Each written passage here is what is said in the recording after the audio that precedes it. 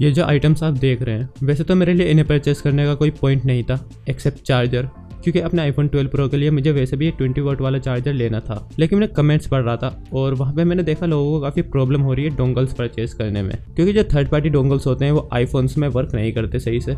और कुछ लोग ओरिजिनल जेन्युइन डोंगल्स भी परचेस करते हैं, लेकिन वहाँ पे उन्हें फेक डोंगल्स मिल जाते हैं जो ओरिजिनल नहीं होते और थर्ड पार्टी डोंगल्स की तरह ही होते हैं। तो दिल्ली में एक एप्पल के ऑथोराइज रिटेलर से मैंने ये आइटम्स परचेस करी हैं एंड होप इनके अनबॉक्सिंग के थ्रू आपको आइडिया मिल जाएगा एप्पल के जो जेन्युइन प्रोडक्ट्स होते हैं उनकी पैकेजिंग कैसी होती है और आप आइडेंटिफाई कर पाएंगे एप्पल के जेन्युइन एंड फेक प्रोडक्ट्स में। और मैं आपसे कहूँगा अगर आप अभी तक स्मार्ट यूज़र नहीं बने हैं तो बन जाइए फोन स्पाई चैनल को सब्सक्राइब करके, क्योंकि इस तरह की इन्फॉर्मेटिव वीडियोज़ में बनाता रहता हूँ। होप आप स्मार्ट यूज़र बन चुके होंगे। So without wasting any further time, let's give it a shot.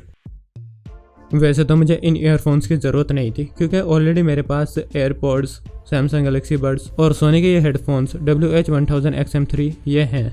लेकिन जब मैं स्टोर में था मेरी नज़र इन ईयरफोन्स पे पड़ी और मैंने सोचा एप्पल अभी भी इन्हें मैन्युफैक्चर कर रहा है और मैंने इसे परचेस कर लिया। 1900 रुपीज़ इनका प्राइस था ऑफिशियली एप्पल की तरफ से।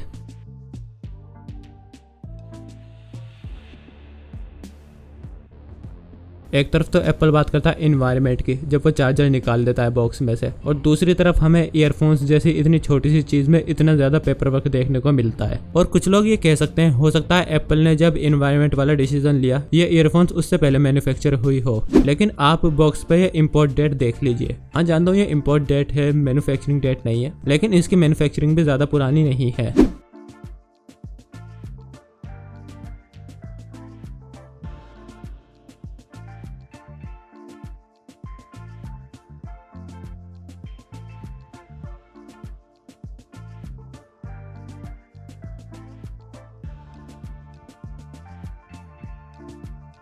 और अगर मैं बात करूं क्वालिटी की इन ईयरफोन्स की, तो ऐसा कुछ एक्स्ट्रा ऑर्डिनरी तो इसमें नहीं है जो इसके 1900 रुपीज़ के प्राइस को जस्टिफाई करे। इवन मेरी बोट की ईयरफोन्स जो सिर्फ 400 रुपये में मैंने परचेज की थी वो भी इनसे बेटर मुझे लगती है, चाहे हम बात करें मटेरियल्स की क्वालिटी की या साउंड क्वालिटी की। और मेरी ये वाली ईयरफोन्स आप देख लीजिए, ये ईयरफोन मेरे पास पहले भी थी, हालांकि मैं इसे बहुत केयर के साथ रखता था। ये पाउच मैं यहाँ पे यूज़ करता था स्टोर करने के लिए इन ईयरफोन्स को, इसके बाद भी यहाँ पे डैमेज हो गई इतनी केयर के साथ यूज़ करने के बाद भी। और जो मेरी बोट की ईयरफोन्स है उनसे मैंने बहुत ही रफ यूज़ करा है और ऑलमोस्ट 3 साल उसे यूज़ करते हुए हो चुके हैं, फिर भी कोई शिकायत मुझे उन ईयरफोन्स से नहीं है, चाहे मैं बात करूँ उनकी साउंड क्वालिटी की या फिर बिल्ड क्वालिटी की, मटेरियल की जो क्वालिटी है। लेकिन ये ईयरफोन्स मैंने इनकी साउंड क्वालिटी या फिर बिल्ड क्वालिटी की वजह से नहीं परचेस करी है। इन ईयरफोन्स में कुछ तो स्पेशल है, ये ईयरफोन्स एक आइकन बन चुकी है, पूरी जनरेशन को इन्होंने रिफाइन किया था और मैं इन ईयरफोन्स को एक कलेक्टर आइटम समझता हूँ। तो सिर्फ ये रीज़न ही मेरे लिए इनफ थे इन ईयरफोन्स को परचेस करने के लिए।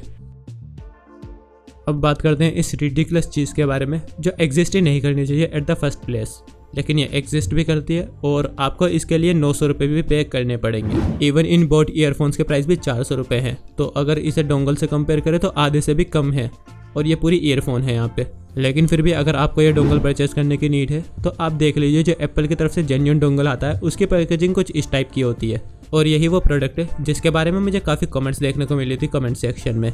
अगर एप्पल की तरफ से जेन्युइन परचेस करेंगे तो इसके प्राइस 900 रुपये हैं, और अगर थर्ड पार्टीज़ की तरफ से इन्हें परचेस करेंगे तो वो आईफोन्स के साथ वर्क नहीं करते हैं। और काफ़ी केस में तो यूज़र्स यहाँ पे जेन्युइन परचेस करना चाहते हैं लेकिन उन्हें फेक डोंगल्स मिल जाते हैं और वो भी थर्ड पार्टीज़ की तरह ही होते हैं, वो वर्क नहीं करते प्रॉपर्ली आईफोन्स में। और अगर आप ये सोच रहे हैं कि इस डोंगल को यूज़ करने की ज़रूरत ही क्या है, क्योंकि वायरलेस ईयरफोन्स बहुत ही सस्ती हो चुकी है, तो ऐसा नहीं है कि सिर्फ ईयरफोन्स के लिए ही हेडफोन जैक का यूज़ किया जाता है। अगर कोई यहाँ पे एक्सटर्नल माइक यूज़ करना चाहता है तो वो इस डोंगल की हेल्प से कर सकता है, क्योंकि most of the mics 3.5 mm jack के साथ ही आते हैं और जो वायरलेस माइक होते हैं वो बहुत महंगे होते हैं और इतने रिलायबल भी नहीं होते। तो इस रीज़न से भी यहाँ पे लोग कंसिडर कर सकते हैं इस डोंगल को परचेस करना।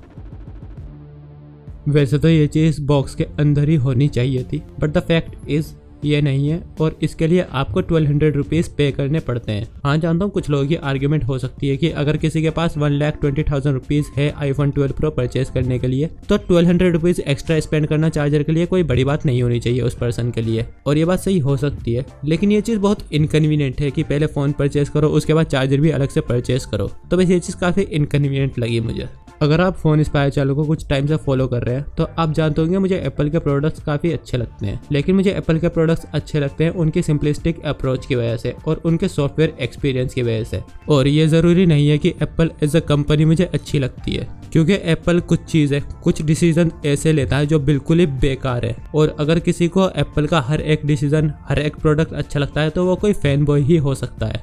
बाकी आप अपने ओपिनियन एप्पल को लेके एज अ कंपनी और एप्पल के प्रोडक्ट्स को लेके कमेंट्स में बताइए, वहाँ डिस्कस करते हैं। तो बस आज के लिए साइन ऑफ करूँगा वीडियो को। Be smart, stay smart.